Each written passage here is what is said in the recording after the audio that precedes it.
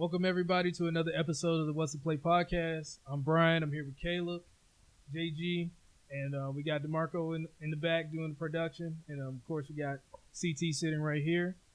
So we are recording this the day before the divisional round starts. So we're just going to jump right into it, do our predictions. So the first game is going to be Jaguars versus Chiefs. Starts at 4:30 p.m. I want to start with Caleb since he was one of the people to go 5-1 in the divisional round last week. So I'm going to start with him first.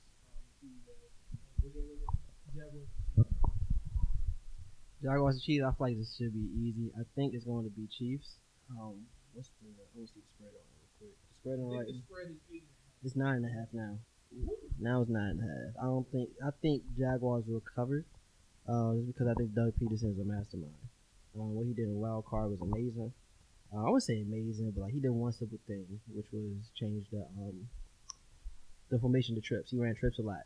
After the first half, he usually ran 2-2-1. So you have two receivers on both sides and running back on the backfield with Trevor Lawrence. And they usually ran the same concept, but then the second half, after Trevor Lawrence threw 3 picks in the first half, he did the 3-1-1. We have 3 receivers on one side usually.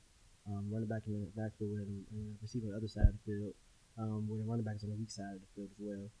And he beat Chargers the coverage easily after that. And I just think that with Trevor Townsend and Doug Peterson in mind, I feel like I want to say it'd be a close game, but I believe Jaguars will cover spread. However, I just think it's still just easy for the Chiefs just to win this game in general. It's hard to stop that offense, no matter who Pat Mahomes throwing to. Defense is still a solid defense, and with the MVP front runner, in my opinion, I think Chiefs will pull it out for sure. I'll go next. So I have the Chiefs winning. I believe it'll be a situation where the score of the game will be close, but it won't feel as close if that makes sense. I think there will be a situation, most likely probably in the second half, where Trevor Lawrence turns the ball over a couple times. I think there'll be a turnover once in the red zone. I think there will also be one near midfield. I only think the Chiefs will probably get 7 total points off of both of those turnovers, but I do think that'll probably be enough. I think late in the game there'll be a late touchdown, like either by McKinnon or Pacheco to put it away. I have the final score is Chiefs 34. Jaguars 24, and I believe that the Chiefs advance to the AFC Championship. Yeah, I was thinking about it, and I like the momentum that the Jaguars have going into this game. It's a nice story, them coming back down 27-0 essentially, but I don't think this game is going to be close. I don't think the Jags cover the spread, just based on the fact that the mistakes that Trevor put on film, I'm sure the Chiefs are going to make sure to try to use that again against Trevor. And if you're down 27-0, if you're down 14-0 to the Chiefs, it's going to look pretty ugly because then you're passing situations. And at that point, your interior O-line is just up there with Chris Jones. Different card if he plays, but Chris Jones, what he does on the D-line, he's basically on an all-pro level type of defense tackle this year. And then I don't think it's going to be even close for the Jaguars. Before I give my prediction, I'd like to shout out the Jaguars for surprising the world after being down 27-0. After Trevor threw the ball over, turned the ball over 4 times in that game. I had said if Trevor's pressure or there's a read that he wasn't able to make, he'll give you the ball. But the team was able to bounce back from that. So they shocked the world, shocked everybody, except for me, a sports fan. If you know, you know. I like what Caleb mentioned about the halftime adjustments that Doug Peterson made, realizing the certain formations that weren't working and what was working against the Chargers defense. And while I do think the Chiefs are going to win this game, I do think that the Jaguars have offensive firepower to where they can give the Chiefs a struggle. He mentioned how they run a lot of trip sets with 3 receivers on the left. one receiver on the right, and of course, a lot of the times that one receiver on the right is a tight end. But that tight end is Evan Ingram, who has had a resurgence this year. And when you get those one-on-ones with Evan Ingram, the Chiefs don't have Tyrann Mathieu anymore. So those are matchups that they may be able to take advantage of because they have three pretty good receivers. They've been playing pretty good this year. And they also have Evan Ingram, who is a mismatch problem for a Chiefs defense that may not have the best guy to cover that type of threat. Justin Reed is a pretty good safety, but he's not Tyrann Mathieu in his prime. So, I think the Jaguars, a lot of people have said it, the game may be closer than a lot of people think. They may cover. But let's talk about the Chiefs a little bit. Mahomes, best quarterback in football, one of the best we've seen in our lifetimes, probably the best. And I just don't see him losing this divisional round. I mean, he's, especially in the playoffs, he's really focused, really poised. And the way they lost last year, I have a feeling that the Chiefs are going to come back with a chip on their shoulder. And they'll just get the job done right here. But I do think the game will be a little bit close, and I think it'll be entertaining. And that's all we should ask for.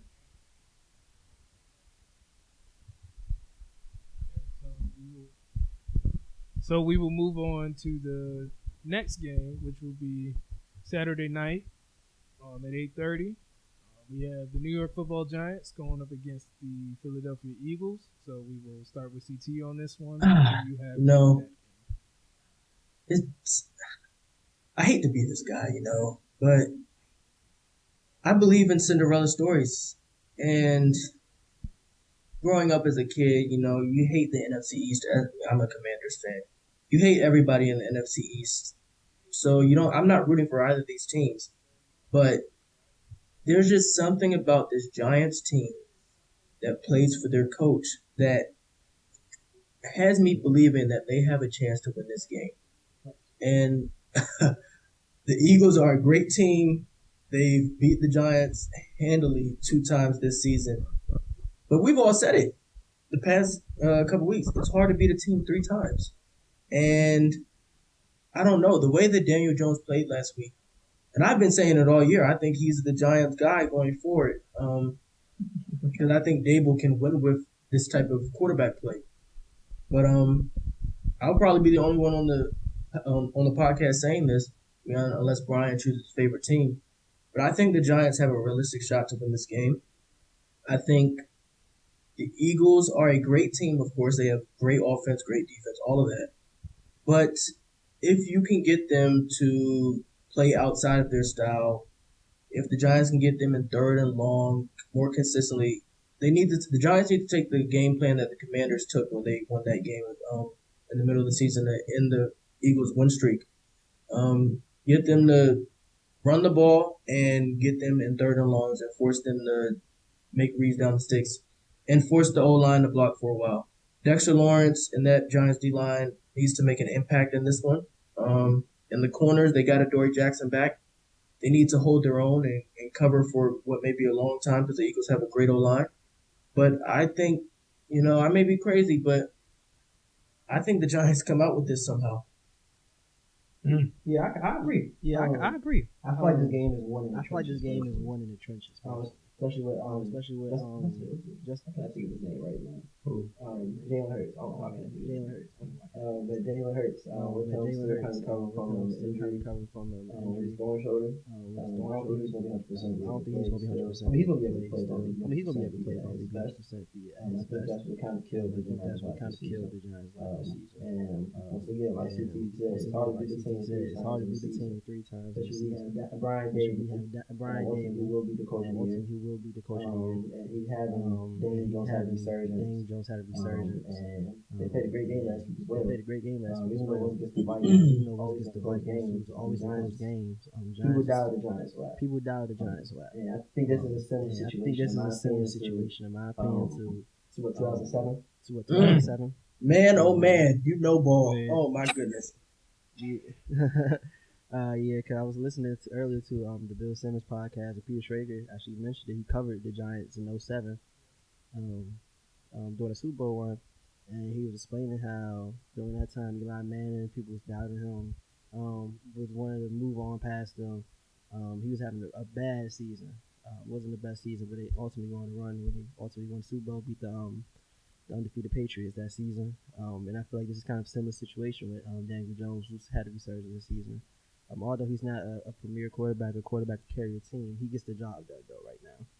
Brian Dable utilized him the perfect way. And I feel like the way Jalen Hurts still recovered from injury, this game will go in the trenches for sure. I think that the Eagles should have a similar game plan like TT said to the Commanders, where you want Jalen Hurts to kind of just take his time with it. You want him to kind of just make sure he's like big blocking for a while. And also at the same time, you want to keep the balls out their hands. And I feel like that the Giants are perfectly capable to do that. So yeah. Yeah, I kind of like what y'all saying. So you picked the Giants too? Okay, yeah. Yeah, I'm gonna stop at that. That's it sounded good, but somebody got to talk some sense here because we talking about the number one seed here coming off a bye week. So Jalen Hurts had another week to get healthy. I mean, Daniel Jones impressed me too last week, but that Vikings defense has let everybody walk on this season. So let's be a little bit more realistic here. We've seen what the Eagles defense has done this season, especially the cornerback duo. So Isaiah Hodgins and who's the other receiver? Richie James, Darius Slayton. Yeah, what they was doing last week, I don't think that's happening again. So Hodgins is nice, man. This game is going to rely. Yeah, Hodgins is nice. He nice. He was cooking Pete and them, but now you about to go against some real two CB1 type corners. If you cook them too, then he might be the wide receiver of the future at that point. Yeah. But it comes down to, I believe, just if the Giants have a chance of winning, well, I don't. Before I talk about the Eagles, I just believe it comes down to Daniel Jones and Saquon Barkley's legs. If they can run the ball well and keep moving and keep the ball out of Jalen Hurts' hand, because I don't believe the Giants defense is going to stop the Eagles a lot. If they keep the ball in the Giants' hand, maybe force 1 or 2 turnovers, then I think the Giants have a chance of winning. I just don't see that happening because I feel like they're really going to focus on shutting down legs and forcing Daniel Jones to throw from the pocket. At that point, man, they have Hassan Reddick over Evan Neal. It's going to get ugly there. And then it might look a little bad. Andrew Thomas is good this season, but still that's... Is Jordan Davis healthy? I want to say he is, but even still, they have a lot of just... No, that's fine. I'm just thinking, because I'm thinking about him and Fletcher Cox against the guards. That's what I'm saying. That would be bad, too. And then... on the other side, on the defensive side for the Giants, Dexter Lawrence basically controlled that last game last week. They were just moving around the center and the guard whenever he wanted to, get in the backfield, disrupting Kirk Cousins. Especially in that last play. The last play where Kirk threw it short, he had to throw it short because Dexter Lawrence right in his face. He's not moving Jason Kelce like that. So, that's not happening. He might do it 1 or twice, but he's not doing as often as he did last week. Last week, he looked like Aaron Donald. Yeah. This week, it probably looked more like a very good defensive tackle, but not the game record he was last week. So I believe Hurts is going to have the time to do what he does. And then, I mean, Dory Jackson and company did good last week, but when the quarterback doesn't have a lot of time and your D-line's getting pressure, of course the quarterback's going to get the ball quick so he can't make all the reads. I believe Hurts is going to have time to make the reads, be able to see the open spots in the zone, because I'm not sure if he's going to run a lot of zone last week because Wink ran a lot of zone, which surprised me. He's normally like a blitzing man type of defense coordinator, as we did with the Ravens, but now he seems to switch up his game plan a lot more than he did back then. But this week, I think the combination of A.J. Brown and Devontae Smith is going to be too much for what the Giants have left in the secondary. That's my pick, so I'm going with the Eagles. So, for me, I think this game might reflect what we saw with Seattle and 49ers this week, where the Seattle and the 49ers this week, where it's a situation where I think the Giants obviously keep it close in the first half because, the Eagles are working, as JG said, they're coming off a week off, so they'll be a little bit rusty offensively. I think the biggest X factor in this game, the two biggest X factors in this game, both coming from Philly side, will be the health of Jalen Hurts' shoulder and the health of Lane Johnson. Because I think if Lane Johnson is unable to be effective, I think that the Giants can get pressure with 4. And if they can get pressure with 4, that's huge for them because then they have enough guys in the second. They would be able to have enough guys in the secondary to double AJ, double Devontae, say probably Quez Watkins and Dallas Goedert. You guys have to beat us, and also focus in on Miles Sanders as well. And that's the biggest thing with Jalen's shoulder. Because if Jalen's shoulder isn't good, then it could be a situation kind of like we saw with USC in the Pac-12 championship against Utah. Once Caleb Williams hurt his ankle, he wasn't as effective because he was basically a sitting duck, and then the offense wasn't able to produce as well. So, for me, I think the biggest thing, if the Giants are going to win, they have to be able to control time of possession, as CT and Caleb have both said, and JG as well. And they also have to be able to get home with 4. Because if they're blitzing a lot, you're leaving Devontae Smith and AJ Brown in single man coverage, and you're not going to win that way. Even still, other than those two, Quez Watkins is fast as hell. So I think even leaving any of your DBs on 8 or 3 is going to look a little dangerous. Even Dallas Goedert himself is probably a top 5 tight end. That might really be the Dallas Goedert. But the thing is, if I'm Wink Martindale, I'm just like, if Quez Watkins and Dallas Goedert are the reason we go home, then I'll just have to tip my cap. Because we saw T.J. Hawkinson have last week. No. You can't do that because Dallas Goedert is probably. I mean, yeah, the receivers will kill you, but Dallas Goedert against those Giants linebackers or safety. Well, it wouldn't be. But that's my thing, CT. I wouldn't have linebackers out there. I'd be running. I talked to JG about this before the podcast, but I would have more of a dime look defensively, so that way you'd have 2 corners to take care of. Not take care, but like to guard Watkins and Goddard. If there's a linebacker out there, the only one I would have out there is Landon Collins, because we saw last week Gerard Davis got exposed in pass coverage. Jalen Smith is really good against the run, but he's not great against the pass, obviously. And if you have Landon Collins in there, you can kind of have him spy Jalen Hurts a little bit.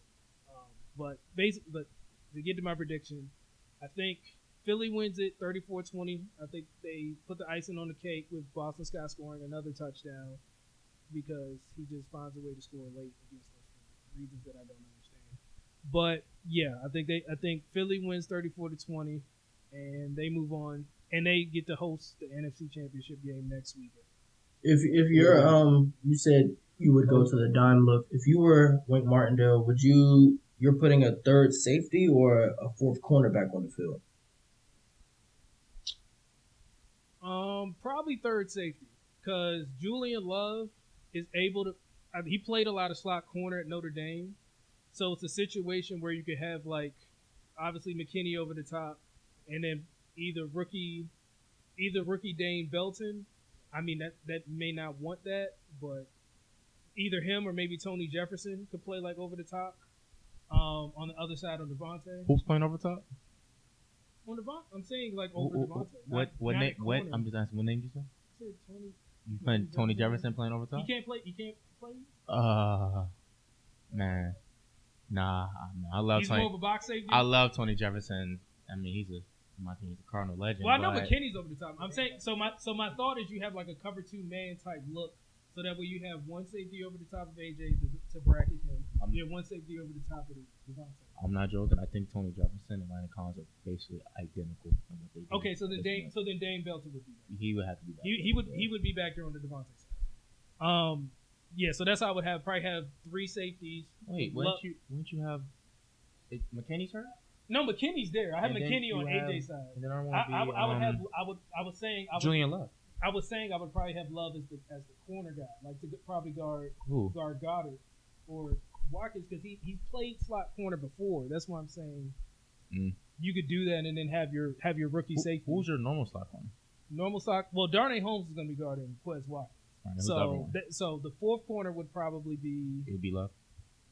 I guess, because like Fabian Moreau is going to be playing outside on Devontae Smith. Fabian Moreau. Yeah, Brian. But the only thing with you can't run cover. I'm serious. Like that's our corner situation right now. I can't. You can't run cover 2 man against the Eagles. You can't, because then that takes your spy out. If you're running cover 2 man, most teams either run cover 1 or they just run some variation of some form of zone, because cover 2 means you have 2 deep safeties, And if you're running cover one, you have one deep safety, and you have one spine, the quarterback who will run a lot, who can run a lot. If you have everybody's back turned to the quarterback, Jalen Hurts is just going to run all over your defense. So teams aren't going to run cover two man. So that sounds great. So the guy that would be playing linebacker in that situation, who I'm assuming would probably be responsible for the running back, would be responsible for the quarterback. You can't he can't guard the running back. Well, I know he can't guard both. If like a re option, he's cooked. Like especially in a dime look when RPO? the defense is already spread out enough, you can't run Yeah. cover two against Jalen Hurts. Gotcha.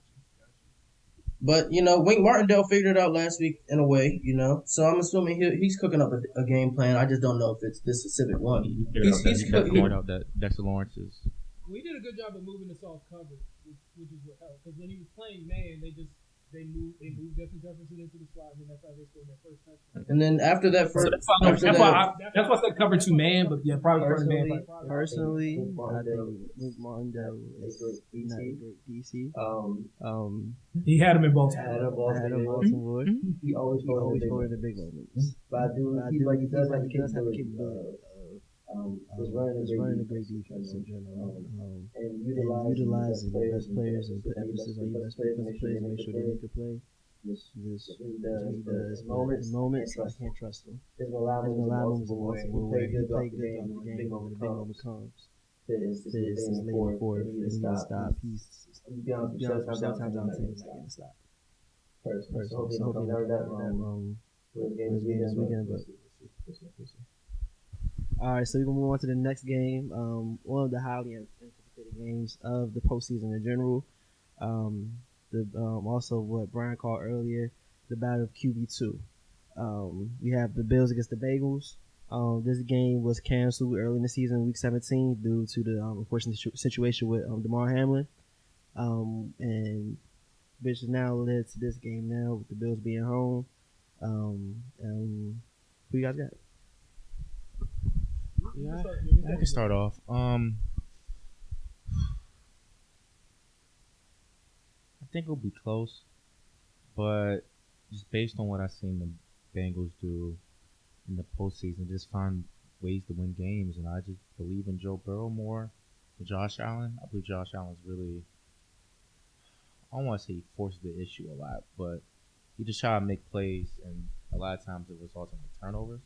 And I think that'll end up killing them towards the end of the game. So I'm gonna pick the Bengals. I just like Joe Burrow, man. That defense. I feel like they just have. Obviously, they didn't win a Super Bowl, but the experience they gained from last year and what they did last week in a close game, even though it was with Tyler Huntley, the Ravens defense is probably, but I feel like, in my opinion, it's probably top 3, top 5 in the league, especially after they got Smith from the Bears. So the crazy thing about this game, I had a bit. Crazy thing about this game, bro, we had it. I don't say we had it bad. I'm not gonna say we had it bad, but we had control of the game most of the time. We controlled time of possession. We did the game plan we're in the run, and we executed perfectly. To the point Tyler Huntley folded. Pretty bad, and it was to my opinion, it was a bad play call in general. No matter if John Harbaugh said he's supposed to go down, go under, I don't care. Just running the QB sneak at the 2-yard line is the most the weirdest thing you can do at this point in time, especially. It's very risky, especially we wasn't even favored. We know it was a good chance we was supposed to win that game. And the whole second half, the Bengals didn't score. The offense didn't score at all the whole second half.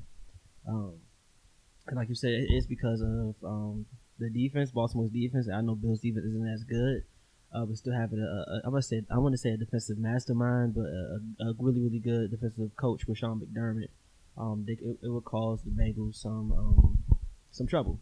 However, though, Josh Allen has been very, very, very irresponsible these past few weeks with the ball, to say the least.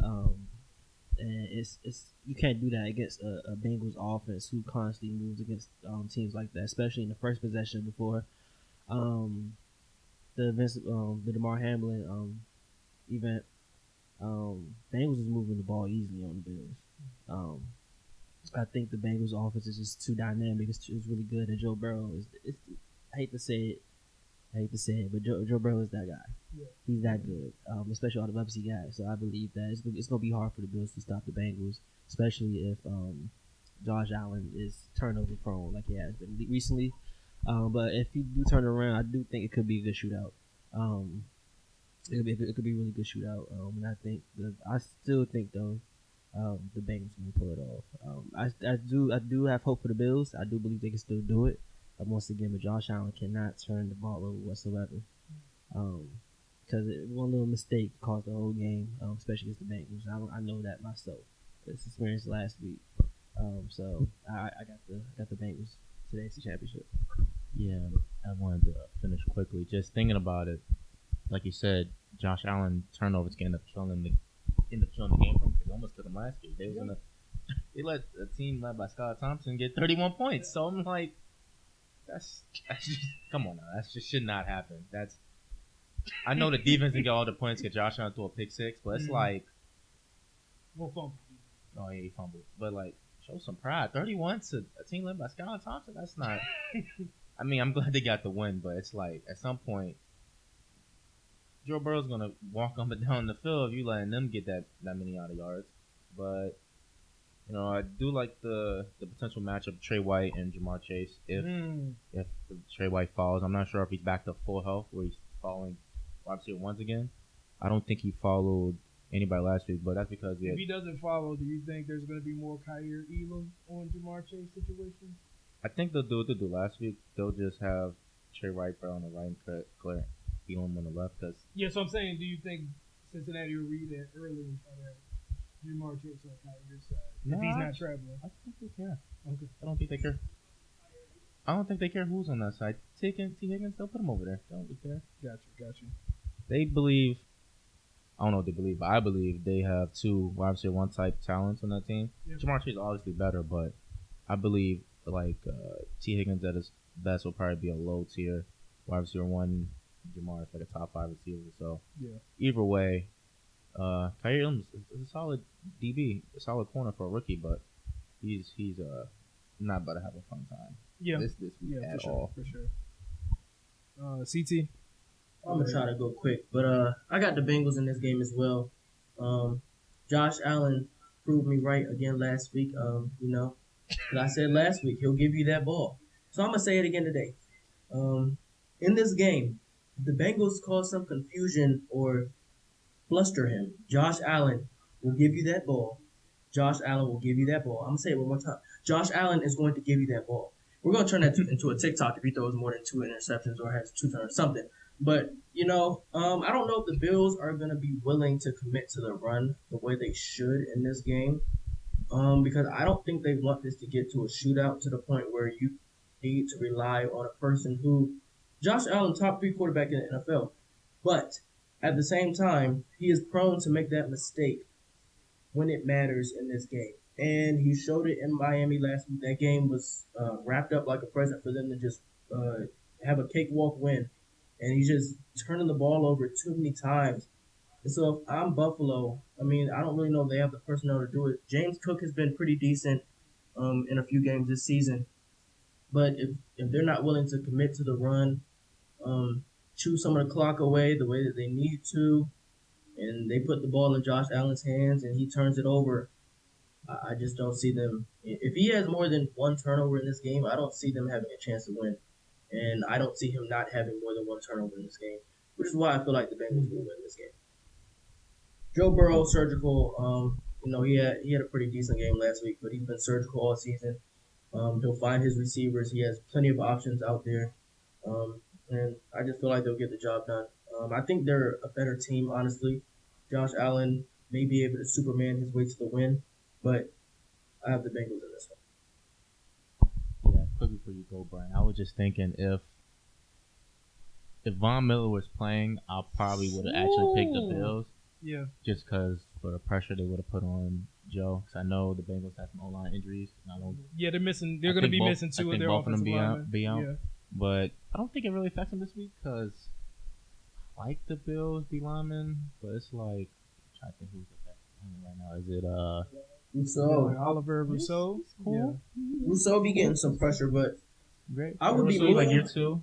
Yeah. If we hadn't seen the Bengals with a terrible offensive line, I would be a little worried. But we seen them in that offensive line last year was even worse. Yeah, last year. Yeah. We seen them do it. It didn't stop them. But I do think this actually puts a lot of pressure on Joe Zorback, which hasn't stopped him before. It normally does. But mainly because Joe Mixon is washed and the O-line is washed. So when you have a combination of those two, I feel like this is going to rely on Joe arm. Last week, like versus the Ravens, if Joe wasn't moving the ball, so they wasn't moving anybody, he was punting or something like that. So Mixon is not going to have a major effect on the game, in my opinion, because if it's not the D-line getting him, Jamar Edmonds definitely going to get him. So it's going to rely on Joe Burrow. I don't think that's ever had an issue with him before, so I believe he's going to cook that Bills secondary. Okay. So for me, obviously this is the divisional round. We saw what Josh did last year. For some reason, it seems like when he plays against top-tier quarterbacks, he seems to raise his game. We saw that earlier this year against the Chiefs when they won 24-20. I think that he'll have a performance similar to last year's divisional playoff round. I don't think he has 4 total touchdowns this time because I think Devin Singletary probably had like a 5-yard rush for a touchdown at one point. But I do think it'll be late in the game. I think he'll have a flawless game. I don't think he's going to turn the ball over, which is like really crazy to think. But I think he'll keep his turnovers in check. And I think he throws a late touchdown pass to Isaiah McKenzie with like 40 seconds left. Originally, my final score was 31-27, but I think now it'll be 34-31. I think the Bills have another 3-point win for DeMar, and they move on to the AFC Championship game. All right, so right now the odds is, to me, it's kind of crazy. The odds right now is Bills -5.5. That's kind of wild to me. So the Bengals that spread. I think they're going to cover that spread. Yeah, they must think that the O-line that Bengals are missing must be a big deal. Probably. Like, that's why I feel like the better. Well, Vegas is saying, but I just don't. That can't be based on like history at all because the Bengals O-line wasn't good anyway. Last season they did just fine. So I don't know. That's true. So we will now move on to the final game in prime time. The Dallas Cowboys versus the San Francisco 49ers. I'll start this one because I'll probably be pretty brief. Got the 49ers, not too much doubt. I think it's going to be something like 27-17. I think Brock Purdy has a tough game. I think it's going to be a little bit what we saw against the Seahawks. But I think because of the weapons, and I think I just can't see No, my bad. I messed my score up. I'll talk about it in a second. But I don't know if I see Dak doing the same thing he did last week. So my final score, which I meant to say, was 28-26. I think Brett Maher misses the late extra point. Then they end up having to go for 2 late in the game to tie, and they miss it. So, or did he get cut already? So that was the key thing. So I don't know if he's actually going to play, but they did sign another kicker. Okay. They did sign another kicker. I don't know if he's actually going to play. That other kicker had a terrible practice. That's what they're saying. And then the Cowboys reporters was like, Brett Meyer's back. He made all his kicks. I'm like, who cares? He didn't practice all season. Yeah, so if Brett Maher plays, he misses an extra point late. Dallas ends up having to go for 2. They miss, and obviously that ends the game. So I believe again Brock Purdy will struggle a little bit, but I think the weapons along with the 49ers defense will be able to mitigate any potential mistakes he makes. So I do think, unfortunately, CT, he will be able to get away with it this week if he does some crazy things. Yeah, I think so too, sadly. Yeah. But I got the 49ers winning this week. What do you think? I do think the 49ers may have a little bit of trouble, only because I think the Cowboys are going to make a conscious effort to keep Micah Parsons away from Trent Williams. And putting Micah Parsons over Mike McGlinchey may just complicate things for the 49ers. But, Kyle Shanahan, the way he's been scheming things up, not even just this past year, but the past few years, it's just been, I think he'll out-scheme the Cowboys to the point where I don't know if this game will really be that close. The Cowboys, of course, offensive is prone to making the mistakes that you can't make against a team like the 49ers.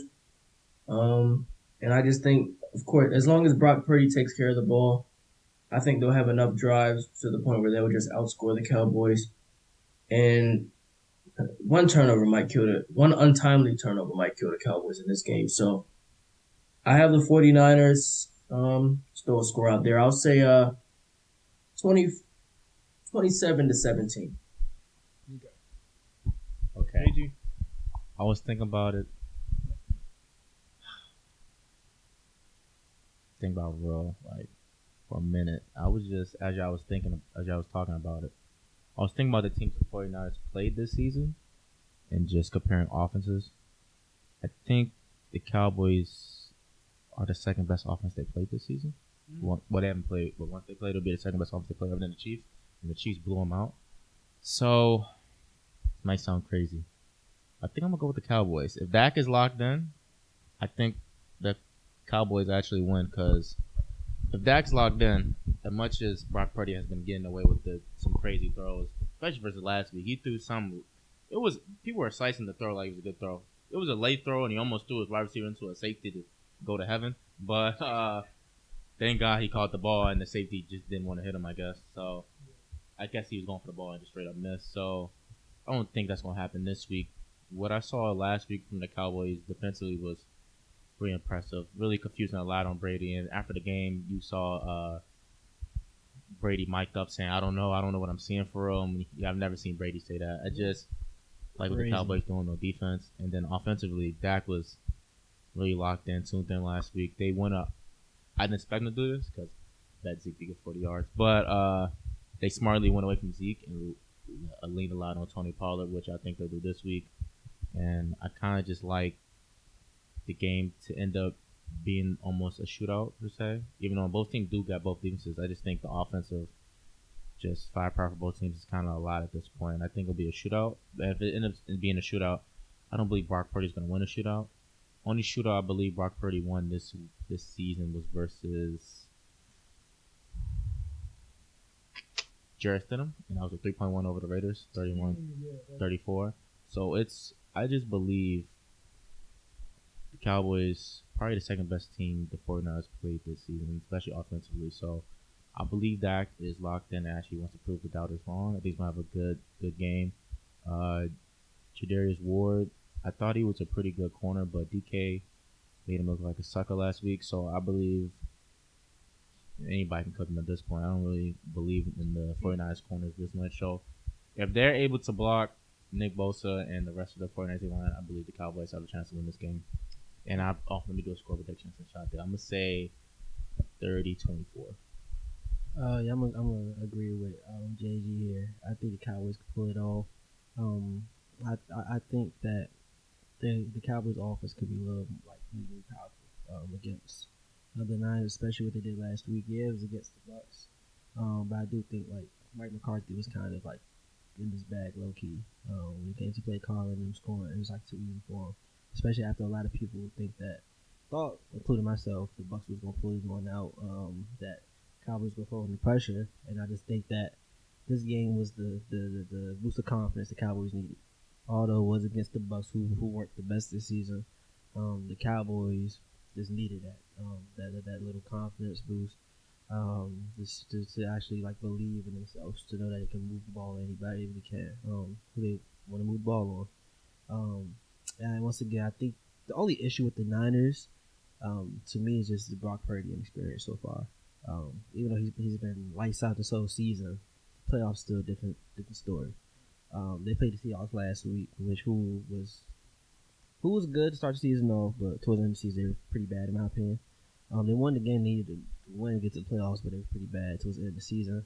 I say that game with the OT versus Baker Mayfield, and it's also surprising because Quandre Diggs, who did make the pick against the Rams, as you alluded to, had a chance to make that play, and then he didn't. He just didn't. I watched it so many times. I don't know what they're looking at. I mean, that seems like an easy pick to me, and it's I'm talking about the real reason why I saw people comparing Brock Purdy to Tom Brady, and it's the fuckery got to stop. Sorry to say that. It just got to stop. I'm gonna cap like that. I understand why they do it though. I mean, we all understand why. I get it. He's Mr. Irrelevant. He had that pick and he's playing really well, but it's at some point the foolishness got to stop. And I just either Kyle Shanahan or Brock Purdy, one of them is gonna mess this up. I don't know how. I know Demarco Ryan is not gonna mess up. I know he's a great defensive player. I think it's going to be Brock Purdy. I think he's gonna get a wake up call because especially with you have a potential defensive player of the year on the other side, just going after him or probably in coverage. And Dan Quinn has been pretty good so far this season. I believe so. So I just think that, and Dan Quinn, he was the coach for the Falcons that year, right? Yeah. So he knows. He knows Kyle very well. Shanahan, how he moves. He want to get some practice every week. So I think the team. I think for Brock Purdy to have I'm not gonna say have a bad game, but have a come back to earth type of game, it will be against Kyle Shanahan, head coach. And so I just believe the Cowboys' offense is also really, really good. To me, it's one of the best in the league when they're clicking.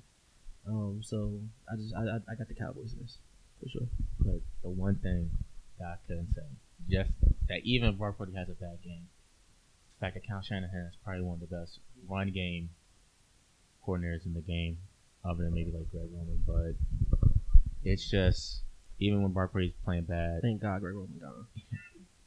I'm sorry. I love what he did for our running game. A little bit different for Lamar, but like everybody caught on. They caught on. He ran his course, and the offense just didn't God, man. have no evolution.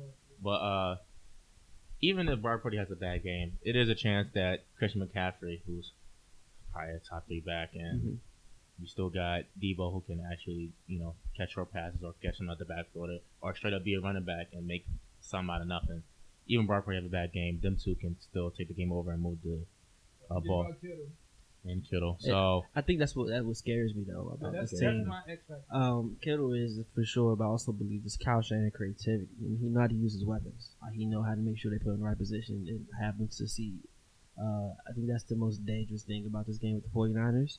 But if the Cowboys can at least keep up with them, I believe. I would say slow down the offense slightly because I don't think you can really stop Kyle Shanahan offense.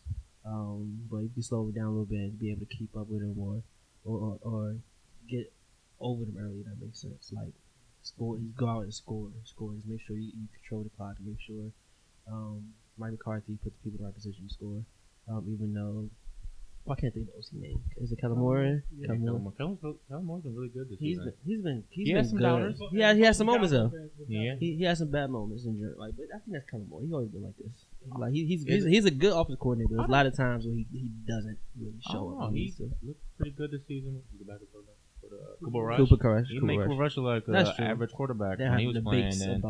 And the picks that Dak was throwing, he's leader in picks. But a lot of them was not really Kellen Moore or Dak's fault. It was just bouncing off receiver hands and bad luck. So I don't know. I think Kellen Moore is gonna have a good game, and then it just really comes down to if they can block both of them. So what's the everybody go? Yeah. CT, you go yet? Yeah, he picked the 49ers. You picked the 49ers? 7-17. Okay. So you want to move? Go. Okay, so to go over the picks real fast. So all of us have the Chiefs. So for the Giants and the Eagles game, me and JG have the Eagles. Caleb and CT both have the Giants. For the Bengals and Bills game, I'm the only person to pick the Bills. Everybody else picked the Bengals. And for Cowboys 49ers, Caleb and JG both picked the Cowboys, and me and CT both picked the 49ers. To be honest with you, I think this is one of the best divisional rounds in a while. Yeah. One thing I also noticed with this divisional round, especially in the AFC, is how like the quarterbacks in it, and how young they are. I think the oldest is Pat Mahomes, I believe, at 27. From the AFC? Yeah. Yeah.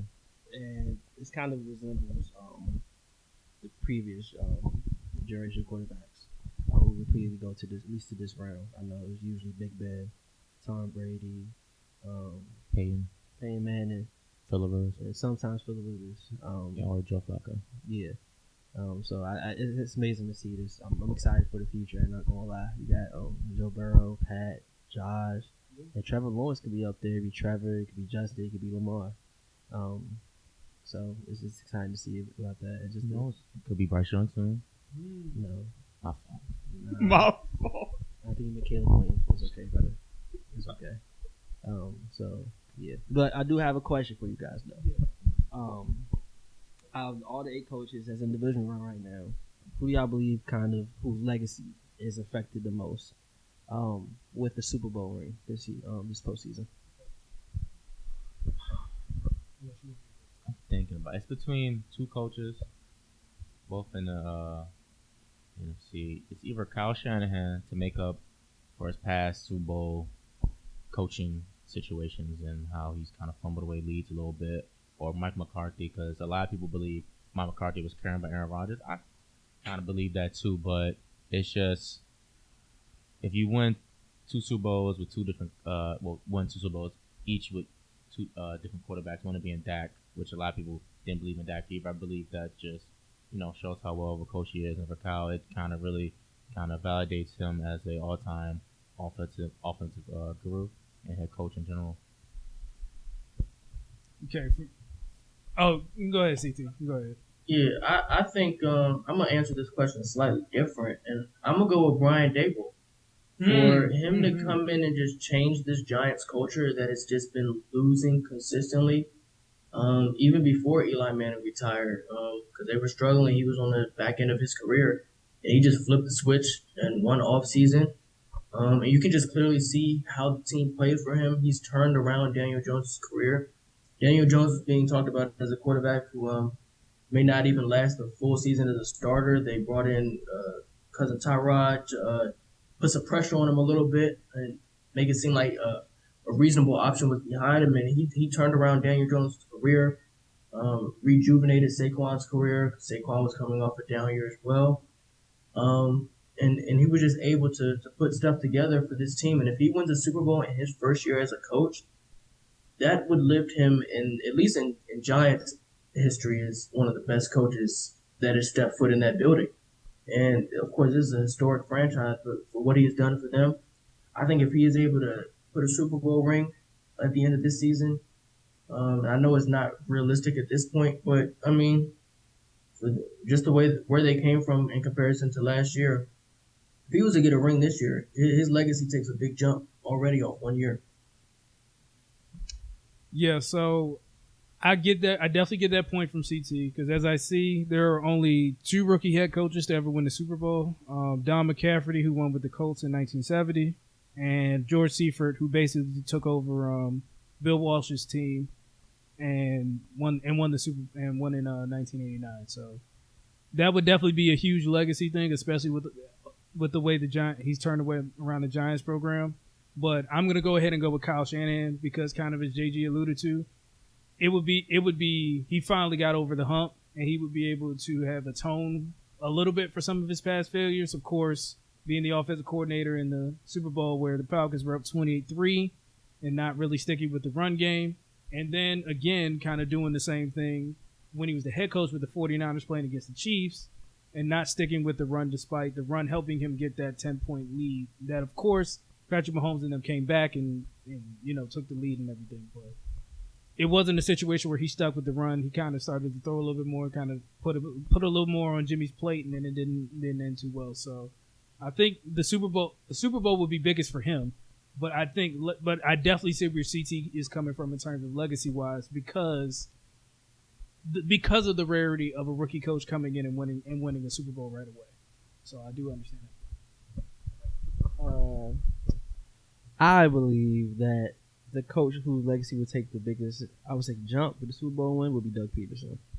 I believe that his 2018 run with the Eagles, giving them their first championship after them being the laughing stock, in my opinion, of the NFC East, because they have never won a championship, was amazing, man. Be able to do that, come to Jacksonville now, clean up Urban Meyer's terrible mess, and being able to take this team, kind of take them on a little Cinderella run.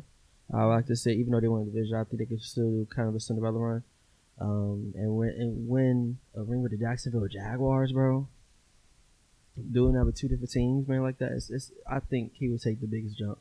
But I think a close second, in my opinion, is Mike McCarthy. Just being a head coach and winning championships and being consistent with two historic franchises. It's something amazing that a lot of coaches are able to do. So I would say, but for sure, I got Doug Peterson on one, Mike McCarthy at two, and I think third would be Kyle Shanahan. I think he just needs that to be seen as like, okay, he is a very, very successful coach. He has a certain legacy behind him now because of that win, especially after his father won one with it was Denver, right? Yeah. With Denver. Yeah, so Kyle Shannon kind of followed his father's footsteps, and just be able to transform this team into a championship team would be. I mean, even though it's been a championship team for a while, but be able to finally get over that hump that he's been trying to go over for a little while now. I think he's pretty. His legacy will also be solidified, but for sure, I think Doug Peterson be able to take two trash franchises, in my opinion, and win championships, both of them, something that a lot of coaches aren't able to do at all. I think he would be seen at like the upper echelon, like all-time coaches, if he does that.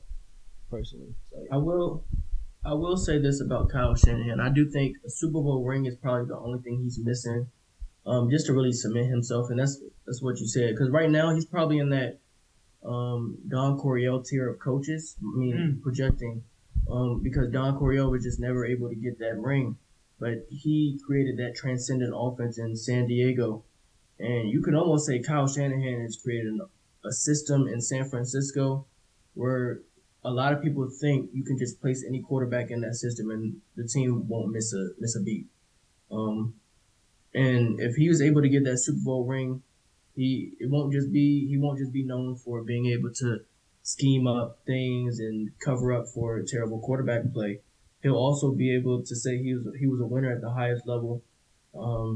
His father won 2 Super Bowls, and he'll be able to say he also won his. And I do think that will cement him as one of the all-time greatest coaches if he does get it done. His system, I mean, it's been around and it's been altered 10 plus years. I mean, he was the coordinator for RG3's rookie season. And that was like one of the first times we've seen the read option being used so prominently in the NFL. It was common in college, but at the NFL level, RG3 and having success with it, and we've seen it being used now with probably almost half the teams in the league now. So he's definitely a transcendent coach, but for him to add on that winner title to his resume would be big for him. Yeah, even without the re-option, his offense in general has what spawned almost endless coaches across the league. If not Packers coach, Jets offensive coordinator, even though he did get fired, Mike McDaniel, the whole. Even Sean McVay has run his own version of I still believe the Shanahan offense. So his influence is there. He's just missing that ring that really put him over the top as a all-time coach. Side note, bro. I'm seeing this stuff about Shannon Sharpe right now. Yeah, I was like, do we want to talk about right now? Bro, right now? this is a side note, bro. This is hilarious, bro. Apparently, you see it? It's beefing with John Morant's dad. Oh, it was John's dad? I saw Steven Adams just walk up, just about to whoop that man. I need to see the clip myself. I saw one with audio. I'm sure Shannon will talk about it Monday. Yeah, he definitely will. So I just need to see. Nah, bro, I'm sorry. I ain't gonna hold you. Shannon Sharpe is kind of getting annoying now with this LeBron stuff, bro. I love Shannon, bro, but like, he might get to fight the Lakers game, bro. He's ready to fight the whole Grizzlies roster. Who won? Shannon or T? Excuse me, Shannon or Usher? Come on, I'm sorry. Oh, come on, man. All right, Shannon or Steve Adams? I think that's valid. Or Steven Adams, yeah. Because he was younger than Steven Adams, too, but I respect it. I know Shannon's a football player, but Steven Adams. Okay. All right. So y'all want to do a quick one of the awards real quick? Yeah. So yeah, we'll jump to the NFL awards real quick. A continuation from last week. If you want to see our picks for the Offensive Rookie of the Year, Defensive Rookie of the Year, Comeback Player of the Year, and Coach of the Year, I believe those are the awards. Okay. And Coach of the Year, and Coach of the Year. Then you can check the previous episode where we gave all our predictions for that. So real quick, just want to acknowledge obviously the Walter Payton Man of the Year award usually goes to commitment to excellence both on and off the field, more philanthropic kind of award. We're not really going to do any predictions on that because it's tough to decide who's really going to get it this year. But just congratulations to all 32 of the nominees, and we hope, and whoever wins it, we would like to congratulate them. So we're gonna go into our first award, which is Offensive Player of the Year, and we're gonna start with JG. Who do you have? Yeah, I don't think it's even gonna be close. It's gonna be, well, I guess I can say some players that probably could have had a chance. Maybe Tyreek could have had a chance. Christian McCaffrey had a really good season. He could have had a chance. Yeah. Josh Jacobs even had a really good season as a running Yeah. back. But I don't know. Justin Jefferson, man, he put up 1,800 yards, and at that point, I mean, any wide receiver that put up 1,800 yards, you're gonna win it every time. So he's ever gonna win this award pretty easily. That's pretty much it. Nothing much to really debate there. Yeah, so I'm just gonna, co-sign off of JG's. I have Justin Jefferson as well as my offensive player of the year. CT, we can go to you next week. I have the same thing, Justin Jefferson. I'm not gonna go into a whole spiel, but offensive player of the year is normally the non-quarterback award, and I think he was the best non-quarterback offensive player in football this year. Yeah, just make it a sweep. I think Justin Jefferson got it. He just had a historic season, beating one of the best receivers all time record. And he just had an amazing season. There's really not much to say about Justin Jefferson. That hasn't been said already. I do think Tyreek Hill had a chance at one point. Yeah, but then when Tua got hurt, it was downhill from there. I also think Josh Jacobs had a chance. Josh Jacobs had an amazing season. I would say Devontae too. Devontae had what? How many touchdowns he had? He had 14 this season. 14. That's still a lot of touchdowns, though. 1,100 yards. Yeah, man, he's still that guy. Yeah. Just couldn't make Derek Carr good, but still that guy. So we're gonna move on to the defensive player of the year. Yeah, so what's up with you? Oh man, this is hard. Is it? To me, it's between two players. Yeah, It's between two players right now. Nick Bosa and Micah Parsons. Right? All right, we on the same page on that. I think it's hard. Give me a second. Let me think of that. As you think, do you I'm want to gonna go say, first, or you want to say it together on three? It's gonna be Nick Bosa. Okay. Yeah, I mean, we both agree. It's gonna be Nick Bosa. And It's gonna be Nick Bosa. All right, so three guys. For stats reasons and political reasons, I think they're gonna pick him, and I don't think it's gonna be close. Maybe when the vote come out, maybe it'll show Mike have a chance, but I don't think they're really gonna give him a chance in this.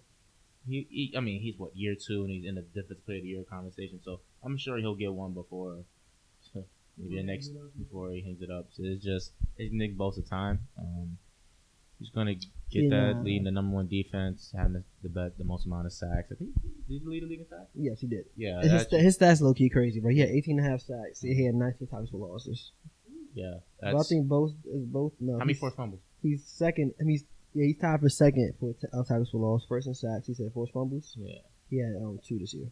2? That's not bad. Not bad at all, bro. Yeah, so it's gonna be Nick. It's gonna. I got Nick. Looking at these stats, it's got Nick. I do feel like if Micah Parsons had like a type of more impact in the passing game this season, I feel like he would have won it for sure. But Nick Bosa, he was just like unstoppable this year, damn near. So with that, another clean sweep. We're gonna move on to MVP. Yeah, this one outside we would definitely. I'm gonna say. Start with me. Ooh, okay. All right. I think. You thinking? I already know who I got. It's my debate. This is my debate, right? This is my debate. I think it's clear and obvious that Pat Mahomes is the best player. By far, right? Well, best quarterback, I should say. Well, he's the best player. No, he's the best player. He's best player in the league. Where is this? Aaron Where is Donald's this the going? only person. He had an amazing season, right? Right. But however, I do feel like if Jalen Hurts did not get hurt the last few games, he would have had it. I just think he was really valuable for that team, bro. I'm sorry. But I got Pat though. Okay. I think Pat is just looking at him and looking at stats, like he's unstoppable, bro. It's like to me, it's not no debate. It's no true debate because of Jalen Hurts' injury. Mm-hmm. But hot take, I feel like if Justin Jefferson hit 2K yards, I would have him MVP. Okay, that's me personally. I think.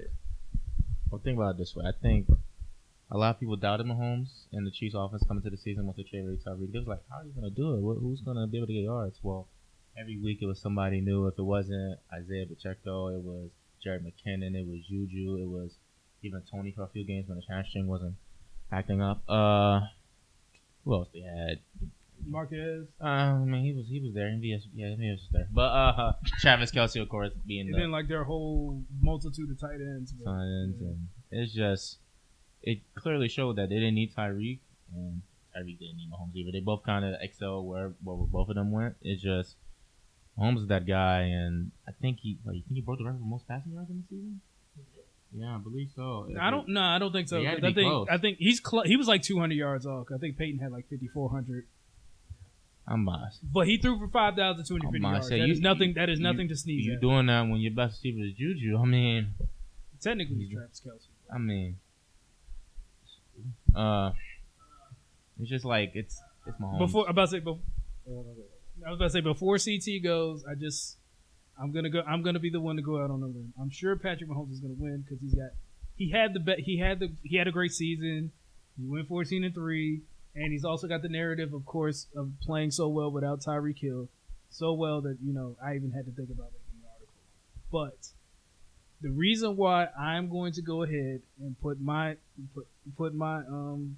hat in the bucket for Jalen Hurts is because that team was basically unbeatable. And yeah, they were basically unbeatable when Jalen Hurts played. When you really think about it, even in the Commanders game, nothing that happened where they self-destructed was his fault.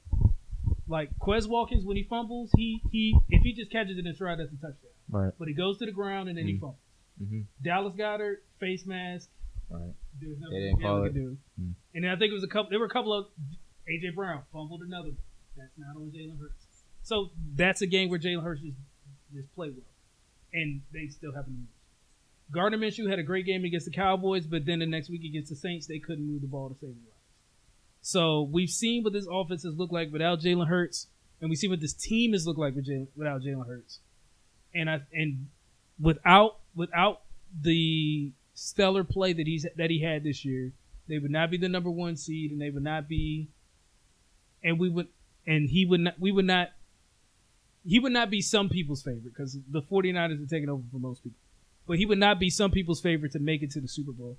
So for me personally, I know I understand he got hurt, and I understand that's probably going to kill him, and that's going to be the reason why Patrick gets it over him. Even though, again, Patrick has the narrative in a great season. But I'm going to go out on a limb and say Jalen Hurts. You'll go ahead, CJ. I just want to say some numbers, 5,200 passing yards, 41 touchdowns, 67% completion percentage, with Juju Smith-Schuster as his first top wide receiver. Juju, great player, short. But if Patrick Mahomes wasn't already, known as Patrick Mahomes, I don't even think the Jalen Hurts thing would be a conversation. Simply because, all things equal, Jalen Hurts has more help. Jalen Hurts as a notable top 10, top 15 running back in the league. He has a top 5 tight end in the league. He has a top 5, 7-ish wide receiver and another top 10, top 12-ish wide receiver.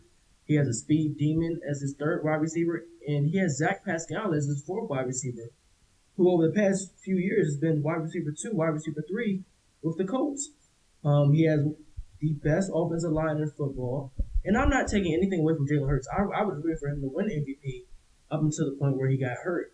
But at some point, it's like it almost felt like the conversation was penalizing Mahomes for just being him.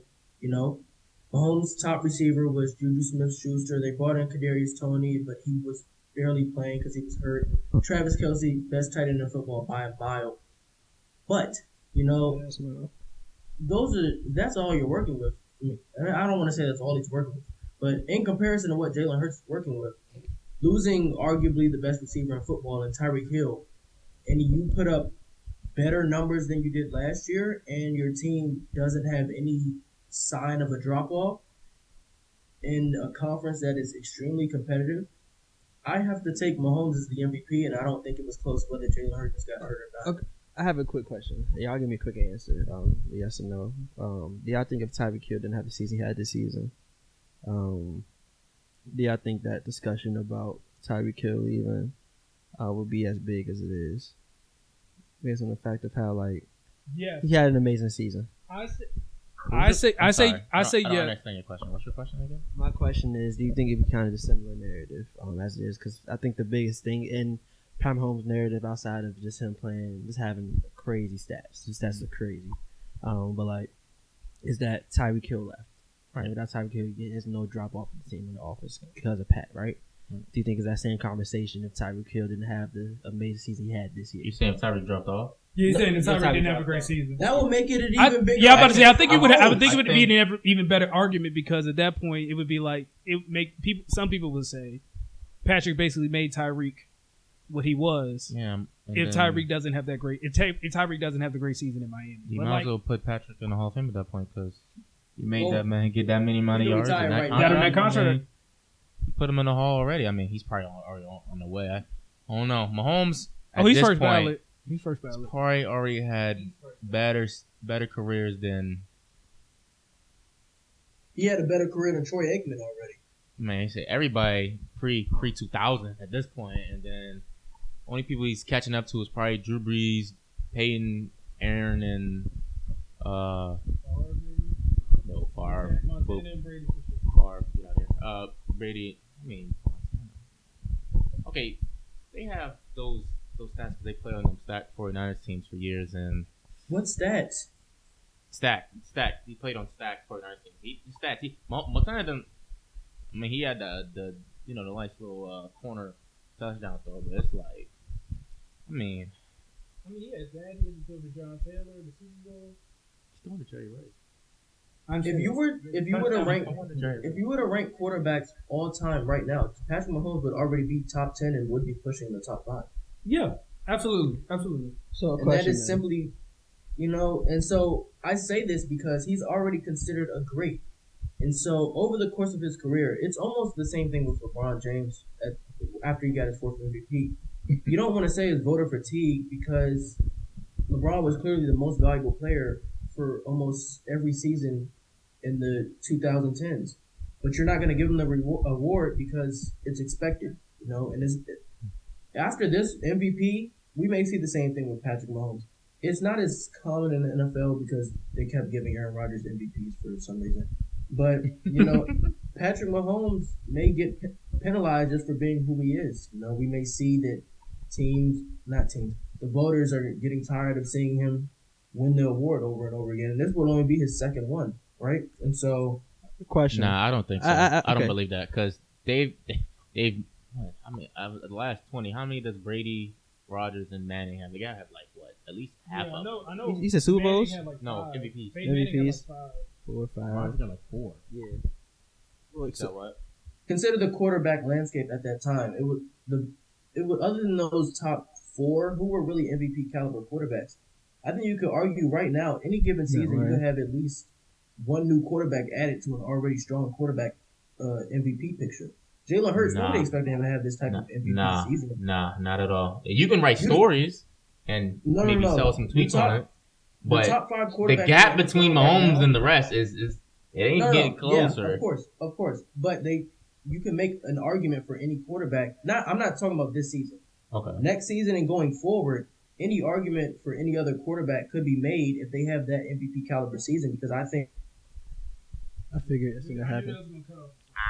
But unfortunately, he has some technical difficulties. CT has cut out the Zoom. However, I got a question for y'all though before we close. Over under Pat Mahomes combined Super Bowls and MVP. By the time he retires? Yes. Sorry, we made a number. Well, he has 2 already, right? He has a Super Bowl and MVP. So that's 2, right? Yeah. 8.5. Over. Because I think he wins at least 4 or 5. I know it's very hard to win Super Bowl. What was the number? Super Bowls or Super Bowl MVPs? He said total MVP. No, I'm saying combined Super Bowls and MVPs. No, not Super Bowl MVP though. No, the Super Bowls Super Bowls and MVPs. Yeah, it's like so I think he wins at least 5. Under. I know championships, I'm going MVPs. Championships. I'm going I know Under. it's crazy. I know it's hard to win. It's hard to win the Super Bowl. I get Yeah. that. But think about it. Him as only You got 20. him and you got In the 6 years he's been playing football, he made Super Bowl twice already. Right. And he had including this season, he had about 3 or 4 cases to and this MVP. is real dependent on if Andy Reid can All right. Hear me out here. Fuck no, it's another Brady situation. I don't believe Brady's got real fortunate with that situation. But think about it though. How many MVPs Brady got? 3, 4? He got 4, right? What? I think Brady has 3. He has 3 3 what? MVPs. Because he won in 2011, I know he won. He won in 2018 or 19, whatever year he had a crazy year. So he got it like minimum 3, max 4. It's like But we think about it though. Like, what Manning has 7 total? Manning has 7. Aaron Rodgers has 5. Who else is there? it's like I see he can have a chance to get an 8, but I'm gonna say under. You said 8.5 or just 8? 8.5. I'm gonna say under. I say he finishes with like 8 or 7. I think he gets like maybe 2 or 3 more MVPs after this one. He finishes with 4 and 5, and he gets like another ring. I believe I don't think he wins this year. You don't think he won a Super Bowl this year? At some point, the Juju-led offense cannot. It's not gonna work. Personally, I think, bro, this season he has 5,250 yards, 41 touchdowns, bro. Yeah, he has Travis Kelce. Travis Kelce's still there. You know what I'm saying? And Andy Reid's still his coach, bro. I agree. I believe. I think it's under as well. I think it's just because it's so hard in the Super Bowl. It's like it's hard. Football is very team dependent. It's 3 people on the team, so just one injury can just like almost ruin your season. And I don't want to jinx them, but the Chiefs have been very injury lucky overall for all their star players. I can't remember like one star player that's getting hurt in the last like 4 years. That's I say Chris Jones been pretty healthy. Tyreek was healthy when he was there. Mahomes, of course, has been healthy. Travis Kelce, I think he might be the most healthiest tight end I've ever seen in my life. Okay, but since we talking about this, I think is like the biggest threat to Pat Mahomes. I feel like Josh Allen's probably the most common answer. I think the biggest threat is Joe Burrow because I think Joe Burrow beat. He beat him Mahomes. twice. Yeah, twice. So it was 3. Yeah. 3 times in the last. He only played 3 times like that. Yeah. I don't know. I think the other quarterback could be the biggest threat to him. Justin Herbert. Oh, my fault. I thought you was talking about Russell Wilson. Hey, I'm not gonna lie. Hey, right? hold up now. If he gets Sean Payton, well, I'm not gonna lie. I think he needs fixing, and that boy needs fixing. I ain't gonna lie. I still see moments in Russell Wilson, bro. You do? You do. That's good. I see some plays. That's good, man. That's good, man. So you telling me you don't see like it's rare. This season was very rare. Very rare. But there was some moments where he made some good plays. That quarterbacks would have made. Yeah, for sure. Brock Purdy could still be a really, really, really, really good quarterback in the league. I think Russell Wilson. I'm not saying Russell Wilson could be back to where he was in Seattle. I think Russell Wilson could still be a good quarterback. But for what he's getting paid and what he's about to do, it's not looking good, man. It's like it's so strange because his arm seems the same. Yeah. But his decision making is worse. Some of the throws just off badly, and they're running the same off.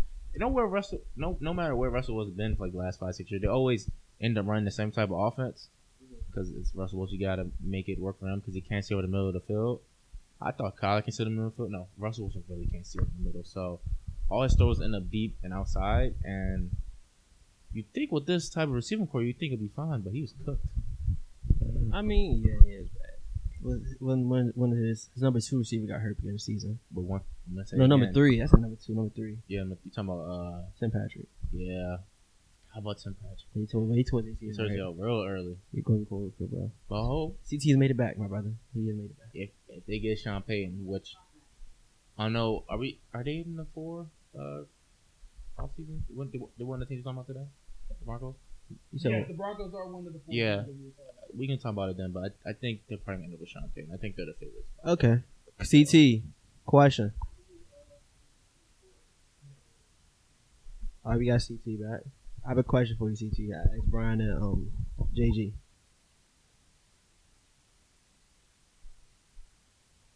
You good?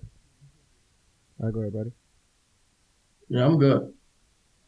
All right, so before we close out, I have this question to Brian and JG. Over under for Pat Mahomes with combined MVPs and Super Bowls, 8.5. This is counting what he already has. Mm-hmm. Yes, you got 2 already. Do you want to know our answer? No, I'm not influenced by what you all say. 8.5. MVPs might be the holdup, man. You think so? You think MVPs the hold up? I think Super Bowls. You think Super Bowls are easier to win than MVPs? That's a little crazy. I I said I think he gets 5. I think he gets 5 Super I think he'll Bowls. be at 4 after this season combined. So I gotta take the over. If he gets one more MVP, I'm taking the over. Smart man. So anybody got anything else to add in general? For that, You want to just review the awards real fast? Oh yeah, the awards pretty much was It was all, sweet. it was all sweet. Everybody said the same Everyone thing, was a sweet. right? Oh. Yeah. So we're gonna start. So Yeah, literally. Like, every award. You had to. every sweep, award huh? was a sweep except for comeback player of the year. So offense rookie of the year. No MVP. You don't see this guy. Oh. Comeback player of the year and MVP. Yeah, he actually typed that. Okay, down. okay. Well, offensive rookie of the year was a sweep. Garrett Wilson. For defensive rookie of the year, we all had Sauce Gardner. Oh no, I lied. We didn't. 3 of us had Sauce Gardner, except for Brian, who had Aiden Hutchinson. Coach of the year, all 4 of us had Brian Dable. Comeback player of the year. All 3 of us chose Geno Smith, except for Brian right here, who chose Saquon Barkley. Man, this Giants. A lot of Giants here, man. It's nasty. Offensive player of the year is no question. Justin Jefferson, safety defensive player of the year. Dick Bosa, MVP. We all had Pat Mahomes once again, except for Brian. Who won the Jalen? Brian just like being Hurts. wrong. That's got to be it. So I can't put out who I think should win. You can't vote for him? NFC solidarity. You really think Jalen Hurts should win over Patrick Mahomes? I just gave a reason. Man, that reason I just countered every point you made when you said that. The explanation was all a bunch of ifs. If he didn't drop the ball and if he didn't. I didn't say if. I said those were things that weren't his fault. If Patrick Mahomes missed 2 games, you can say the same thing about him. I literally said run the tape back. I Even definitely with said them those missing them games. those weren't his fault. Even him with them missing them games, you still think he should have won MVP over Patrick Mahomes? Yes. Look at how they look without him. Look at how the Chiefs would have looked if Patrick Mahomes would have played. All these shoulda, coulda, wouldas. This don't matter. If Patrick Mahomes missed It's 2 not a games, shoulda, coulda, the Chiefs woulda if it actually happened.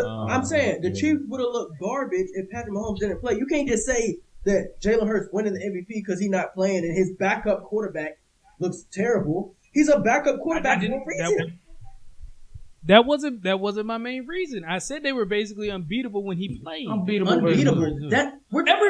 You named The it. one game they lost. All right. The cat's out the bag. The Eagles had the easiest schedule in the league. You keep leaving out that key fact. The one game they basically lost was against the Commanders, and I already said the mistakes that happened in that game. The whole NFC East had the easiest schedule in the league, and the Eagles had the easiest schedule by far. You said what, C2? I said losing to the Commanders was enough for him to lose the MVP. Yeah, that should have been enough right there. No matter what happened. Okay, let's.